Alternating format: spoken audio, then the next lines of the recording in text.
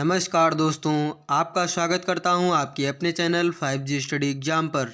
दोस्तों आइए देखते हैं आज का सेशन, ग्राम्य समाज व विकास। दोस्तों इसको शुरू करने से पहले हम इसके सारे टॉपिक देख लेते हैं कि मैं क्या क्या पढ़ाने वाला हूं। तो आइए देख लेते हैं क्या क्या है। तो इसमें है ग्राम्य विकास भारतीय संदर्भ में, दूसरा है ग्राम्य विकास कार्यक्रम, तीसरा है ग्राम्य विकास योजना एवं प्रबंधन, चौथा है ग्राम्य विकास शोध प्रणाली, पांचवा है ग्राम विकास ग्रामीण स्वास्थ्य योजनाएं, पांचवा है ग्रामीण सामाजिक विकास और सातवां है दोस्तों ग्राम विकास और भूमि सुधार, ग्राम विकास और भूमि सुधार। फिर आठवां है त्रिस्तरीय पंचायती राज व्यवस्था और नवा और अंतिम जो टॉपिक है आपका केंद्र व राज्य सरकार की ग्राम विकास से संबंधित योजनाएं। दोस्तों ये 9 टॉपिक में मैं सारा ग्रामीण परिवेश आपको कवर कराने वाला हूं दोस्तों, तो इसको बहुत ही ध्यान से देखें और बहुत ही अच्छी तरीके से इसके नोट्स बनाएं दोस्तों। तो आइए शुरू करते हैं ये सेशन। हम आपको सबसे पहले स्टार्ट करवाते हैं ग्राम्य समाज व विकास। तो इसका पहले हम शुरू में परिचय देख लेते हैं दोस्तों। ग्राम्य समाज व विकास, तो सामान्य परिचय होगा इसका दोस्तों। लेखपाल व पटवारी में अंतर। दोस्तों जैसा कि आप जानते हैं कि लेखपाल की आप राजस्व लेखपाल की तैयारी कर रहे हैं, तो इसमें अंतर क्या होता है आपने कई बार सुना होगा कि लेखपाल भी होता है और पटवारी भी होता है। तो इनमें अंतर क्या होता है दोस्तों, उन्हीं लोगों को कह दिया जाता है। तो आप अंतर समझेंगे कि क्या अंतर है। तो 1952 में चौधरी चरण सिंह के बाद उत्तर प्रदेश में पटवारी को ही लेखपाल कहा गया दोस्तों। उनकी सरकार चल रही थी तो उन्होंने यह नाम बदलकर, पहले होता था कि पटवारी कहते थे, बाद में ये चौधरी चरण सिंह के बाद इसे लेखपाल कहा गया दोस्तों। तो इतना आपको समझ में आया होगा। आगे देखते हैं। आगे है लेखपाल के कार्य क्या क्या होते हैं दोस्तों। आप लेखपाल के लिए भर्ती में आप पेपर देने जा रहे हैं और सिलेक्शन लेना चाहते हैं, तो उसके कार्य भी जानना चाहते होंगे दोस्तों। तो इसमें पेपर में ये सारे क्वेश्चन आते हैं, ठीक है दोस्तों। तो राजस्व उप निरीक्षक दोस्तों, ये एक लेखपाल का कार्य होता है जो ग्रामीण क्षेत्र का होता है दोस्तों। ग्रामीण क्षेत्र का जमीनी कर्ता धर्ता इसे कहते हैं दोस्तों लेखपाल को। और ग्रामीण क्षेत्रों से राजस्व के लिए सरकार का सबसे छोटा प्रशासनिक पद होता है दोस्तों। राजस्व के लिए दोस्तों, राजस्व के लिए सबसे छोटा प्रशासनिक पद होता है ग्रामीण क्षेत्र के लिए दोस्तों लेखपाल। और क्या होता है, तो ग्रामीणों से सीधा संवाद स्थापित करने वाला सरकार का नुमाइंदा होता है, जो कि सीधा सरकार और किसानों से बात करता है दोस्तों, ग्रामीणों से बात करता है दोस्तों। लेखपाल होता है दोस्तों, एक ही वो होता है जो लेखपाल होता है दोस्तों। तो आइए देखते हैं आगे है लेखपाल 2 प्रकार के होते हैं, ठीक है दोस्तों। तो 2 प्रकार के कौन से होते हैं, राजस्व लेखपाल और चकबंदी लेखपाल। दोस्तों आपने 2 प्रकार के लेखपाल सुने होंगे। तो हम पहले बात करते हैं राजस्व लेखपाल के बारे में दोस्तों। तो आइए देखते हैं राजस्व लेखपाल में इसमें पोस्टें बता रहा हूँ कि इनके ऊपर कौन काम करता है और इनके ऊपर कौन सा प्रमोशन होता है, ठीक है दोस्तों। तो आप अगर राजस्व लेखपाल के लिए चयनित होते हैं तो उसके बाद आपके पास क्या क्या प्रमोशन हो सकता है दोस्तों। तो ठीक है, तो राजस्व लेखपाल के बाद कानूनगो वह होता है राजस्व निरीक्षक, ठीक है। और फिर नायब तहसीलदार सबसे छोटा न्यायिक पद होता है दोस्तों। फिर क्या होता है, तहसीलदार, तहसील स्तर पर राजस्व इकट्ठा करने वाला अधिकारी जो है वह तहसीलदार कहलाता है। आगे देखते हैं उप जिला अधिकारी दोस्तों, यह एसडीएम यहाँ तक आपकी पोस्ट होती है दोस्तों, प्रमोशन की पोस्ट होती है। फिर उसके बाद जिला अधिकारी या कलेक्टर होता है जो कि जिला स्तर पर राजस्व इकट्ठा करता है। और बात कर लेते हैं कि चकबंदी अधिकारी में क्या होता है। तो चकबंदी लेखपाल जो है चकबंदी लेखपाल से भर्ती होती है दोस्तों आपकी, और उसके बाद इसमें प्रमोशन क्या क्या होते हैं। चकबंदी कानूनगो में प्रमोशन होता है, और उसके ऊपर आते हैं तो चकबंदी सहायक चकबंदी अधिकारी ACO, ठीक है, और फिर चकबंदी अधिकारी हो जाता है CO। दोस्तों इतना क्रम चलता है। और आगे देख लेते हैं, फिर उसके बाद लास्ट पोस्ट होती है चकबंदी लेखपाल की बंदोबस्त अधिकारी दोस्तों। तो यहाँ तक चकबंदी अधिकारी की पोस्टें होती हैं। और फिर मेन बात हम करते हैं जो कि टॉपिक की है हमारे राजस्व लेखपाल में। तो राजस्व लेखपाल में जिला अधिकारी व कलेक्टर या कलेक्टर कह सकते हैं, ठीक है, जिला स्तर का राजस्व इकट्ठा करने वाला अधिकारी होता है दोस्तों। तो ये तहसील से लेके मैं जिला तक आपको मैं बता चुका हूँ दोस्तों। आइए देखते हैं आगे क्या है कि इसी को हम मिलाकर इन्हीं सभी को राजस्व से संबंधित जो मैंने बताए हैं कि जैसे मैंने बताया कि राजस्व लेखपाल, कानूनगो और तुम्हारा तहसीलदार, ये सारे जो मैंने बताए हैं, SDM DM, ये जो बताए हैं, इनको सबको मिलाकर राजस्व विभाग का संगठन किया जाता है।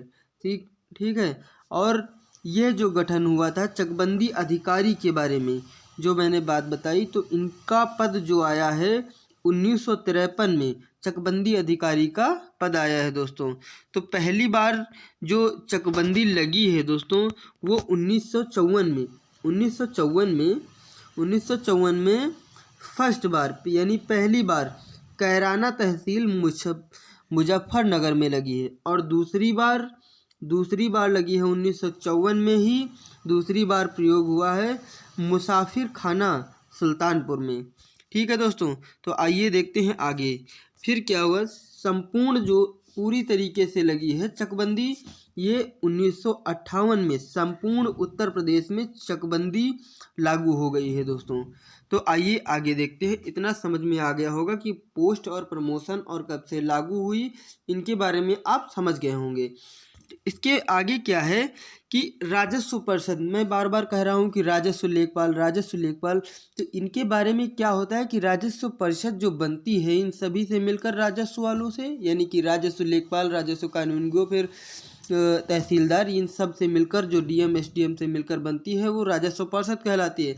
मगर इसमें होता क्या है आपको अच्छी तरीके से समझाता हूँ दोस्तों। तो इसमें क्या होता है कि राजस्व संबंधी विवाद निपटाने के लिए, राजस्व संबंधी जो विवाद होते हैं उनको निपटाने के लिए दोस्तों यह राजस्व का शीर्ष न्यायालय होता है दोस्तों, राजस्व परिषद जिसे कहते हैं। राजस्व संबंधी विवाद निपटाने के लिए शीर्ष न्यायालय है जो, उसे ही राजस्व परिषद कहते हैं। इसमें उत्तर प्रदेश में वर्तमान में उत्तर प्रदेश में कुल राजस्व न्यायालय 2651 है। ये डाटा आपको बहुत ही अच्छी तरीके से याद में रखना है दोस्तों। 2651 राजस्व परिषद न्यायालय हैं इस समय उत्तर प्रदेश में। राजस्व परिषद दो भागों में विभाजित होता है, प्रशासनिक मुख्यालय और न्यायिक मुख्यालय। प्रशासनिक मुख्यालय जो है इसका लखनऊ में है और न्यायिक मुख्यालय प्रयागराज में है दोस्तों। ठीक है, तो इतना आपको समझ गए होंगे। और आगे देखते हैं कि इसमें क्या है कि कुछ महत्वपूर्ण वक्तव्य जो हैं इसके बारे में बताए गए हैं, तो हम आपको बता देते हैं। इसमें क्या है, भारत एक कृषि प्रधान देश है दोस्तों। तो ये आपको बहुत ही अच्छी तरीके से पता है, ठीक है, क्योंकि यहाँ गाँवों की प्रधानता बहुत सारी है।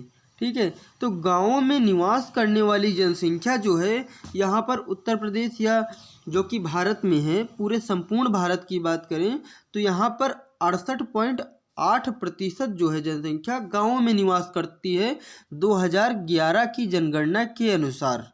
ठीक है, और अगर जनसंख्या गिनती में बात करें तो लगभग 83.3 करोड़ जनसंख्या जो है गाँवों में निवास करती है 2011 की जनगणना के अनुसार। आगे देख लेते हैं कि भारत में कुल गांव कितने हैं।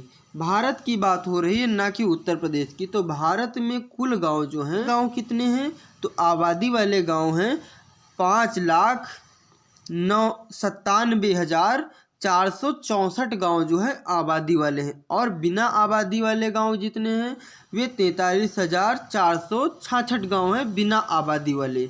इतना आपको ये डाटा कंप्लीटली आपको याद में रखना है, बहुत ही आराम से और हिसाब से मैं पढ़ा रहा हूँ नोट्स बनाकर। तो आपको बहुत ही अच्छी तरीके से इनके नोट्स बनाने हैं, और अगर आप कहेंगे हमसे कि ये नोट्स प्रोवाइड करें, आप कमेंट करेंगे तो मैं इनको प्रोवाइड भी कर सकता हूँ। कमेंट करेंगे आप तो हम इनको प्रोवाइड कराने की कोशिश करेंगे कि आपको नोट्स भी दिए जाएं। ठीक है, तो आइए आगे देखते हैं कि आगे क्या है। गांव या परिवार एक सामाजिक इकाई है दोस्तों, यह बात सर्वविदित है दोस्तों, सभी जानते हैं कि गांव या ग्राम, परिवार एक सामाजिक इकाई है। ठीक है, अब आगे देखते हैं कि मनुष्य एक सामाजिक प्राणी है, यह किसने कहा था? तो अरस्तु ने कहा था। अरस्तु ने कहा था कि मनुष्य एक सामाजिक प्राणी है। फिर एक और वक्तव्य आता है कि भारत गांवों में निवास करता है, यह महात्मा गांधी जी का कथन है दोस्तों। तो आइए देखते हैं आगे क्या है कि एक और वक्तव्य आता है इसी पे गांव पर कि आप किसी राष्ट्र में महिलाओं की स्थिति देखकर उस राष्ट्र की हालत बता सकते हैं। यह कथन किसने कहा था? तो पंडित जवाहरलाल नेहरू जी ने। उन्होंने यह कहा कि आप किसी राष्ट्र में महिलाओं की स्थिति देखकर उस राष्ट्र की हालत बता सकते हैं, यह पंडित नेहरू जी ने कहा है। ठीक है, तो आइए देखते हैं आगे क्या है। ग्राम या गांव किसे कहते हैं, ये जान लेते हैं कि हम बार बार गांव के बारे में पढ़ रहे हैं, तो गांव या ग्राम किसे कहते हैं ये भी जानना बहुत ही इम्पोर्टेंट है। ठीक है, तो ग्राम क्या है या गांव क्या है? ग्राम शब्द का उल्लेख वैदिक साहित्य से होता आ रहा है। ठीक है, वैदिक साहित्य में हुआ है या होता चला आ रहा है। फिर उसके बाद और भी विशेषता क्या होती है इसकी कि राज्य सरकार या राज्यपाल द्वारा अधिसूचित एक भौगोलिक क्षेत्र गांव कहलाता है। अब ये गांव कैसे कहलाता है, इसमें भौगोलिक क्षेत्र को घोषित कैसे किया जाता है, अधिसूचित कैसे किया जाता है, इसकी शर्तें कुछ होती हैं, इनके बारे में हम जान लेते हैं। तो इनकी क्या शर्तें हैं कि ग्रामीण क्षेत्र घोषित होने के लिए क्या शर्तें हो सकती हैं, तो इनको जानते हैं। तो 3 शर्तें बताई गई हैं यहाँ पर कि पहली शर्त है कि जनसंख्या 5,000 से कम होनी चाहिए। ठीक है, और दूसरी शर्त है जनघनत्व 400 व्यक्ति प्रति वर्ग किलोमीटर में निवास करता हो, वही ग्रामीण क्षेत्र कहलाएगा। और तीसरी शर्त क्या है? कामगार पुरुषों में से कम 25% खेती यानी खेती करते हों, खेती के व्यवसाय से जुड़े हों, वही क्षेत्र ग्रामीण क्षेत्र घोषित हो सकता है। ठीक है, इतना आपको क्लियर हो गया होगा। आइए आगे देखते हैं। आगे क्या है कि ग्रामीणों का मुख्य व्यवसाय क्या है। तो मुख्य व्यवसाय की बात करें तो कृषि या पशुपालन ग्रामीणों का मुख्य व्यवसाय होता है। ये आपसे एग्जाम में बहुत ही साफ तरीके से पूछ लिया जाता है। ठीक है, एक एक पॉइंट मैं पॉइंट वाइज इसको लेकर आया हूँ आपके लिए। ठीक है, तो आइए आगे देखते हैं। आगे क्या है कि ग्रामीण क्या होता है। ग्रामीण क्या होता है? गांव में निवास करने वाले लोगों को ग्रामीण कहते हैं। ठीक है, और जो ग्राम सभा किसे कहते हैं अगर कहें तो ग्राम सभा उसे कहते हैं जो मतदाता सूची में दर्ज ग्रामीण होते हैं, उन्हीं को मिलाकर ग्राम सभा कहते हैं उनको। और आगे देखते हैं कि आगे क्या है। ग्राम पंचायत समिति, आपसे ग्राम पंचायत समिति पूछ ली जाती है कि ग्राम पंचायत समिति किसे कहते हैं। तो ग्राम पंचायत समिति कहते हैं ग्राम सभा द्वारा चुने गए लोग, ग्राम सभा द्वारा यानी कि ग्रामीण लोगों द्वारा चुने गए लोग ग्राम पंचायत समिति होती है। जो चुने गए होते हैं उन्हीं को मिलाकर ग्राम पंचायत समिति कहते हैं। इनकी संख्या की बात करें तो ये 7 से 17 वार्ड मेंबर हो सकते हैं। इनको वार्ड मेंबर कहा जाता है। ठीक है। और अगर आगे बात करें तो आगे है कि पंचायत समिति का अध्यक्ष कौन होता है। तो पंचायत समिति का जो अध्यक्ष होता है उसे ही ग्राम प्रधान कहते हैं। ठीक है, इतना क्लियर होगा। ग्राम प्रधान कहते हैं पंचायत समिति के अध्यक्ष को। आगे क्या है, उत्तर प्रदेश में एक वर्ष में कम से कम 2 बार ग्राम सभा की बैठक अनिवार्य है। ठीक है, उत्तर प्रदेश की बात हो रही है तो यहाँ पर एक वर्ष में कम से कम 2 बार ग्राम सभा की बैठक होनी चाहिए। और इन बैठकों के अंतर जो है 6 माह के अंदर होनी चाहिए। 6 माह के अंदर बैठक होनी चाहिए। ठीक है। और ग्राम पंचायत भंग होने पर 6 महीने के अंदर चुनाव होना अनिवार्य है। 6 माह के अंदर चुनाव होना अनिवार्य है ग्राम पंचायत भंग हो जाने पर। ठीक है, तो आइए आगे देखते हैं। अब बात कर लेते हैं ग्राम विकास अधिकारी यानी वीडीओ विलेज डेवलपमेंट ऑफिसर। तो ये कौन होते हैं, तो इनके बारे में हम जान लेते हैं। तो वीडीओ क्या होता है, ग्राम के लिए नियुक्त सरकारी पद जिसे ग्राम सचिव कहते हैं। ग्राम सचिव होता है उसे ही वीडीओ कहते हैं। ये ब्लॉक स्तर पर बैठते हैं। ठीक है। इनका काम गांव के लोगों तक सरकारी योजनाओं का फ़ायदा पहुंचाना होता है। वीडीओ का काम होता है कि सरकारी जो योजनाएं आती हैं उनका फ़ायदा ग्रामीण लोगों तक पहुंचाया जाए। ठीक है, इनका यही काम होता है ग्राम विकास अधिकारी का।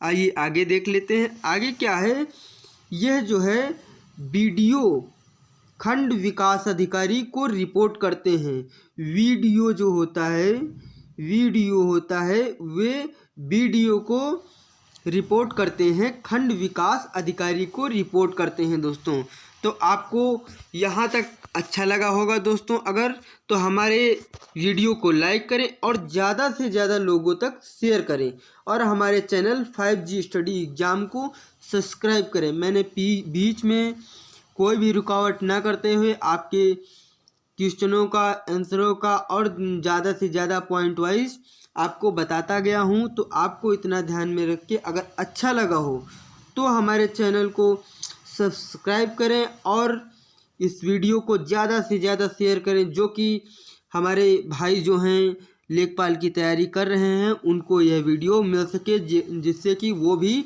तैयारी कर सकें। और अगर अच्छा लगा हो तो हमारे वीडियो को लाइक करें और ज़्यादा से ज़्यादा शेयर करें। और हाँ, ज़रूर हमारे चैनल को सब्सक्राइब करें, जो कि लाल वाला बटन दिख रहा है उस पर जाकर तुरंत सब्सक्राइब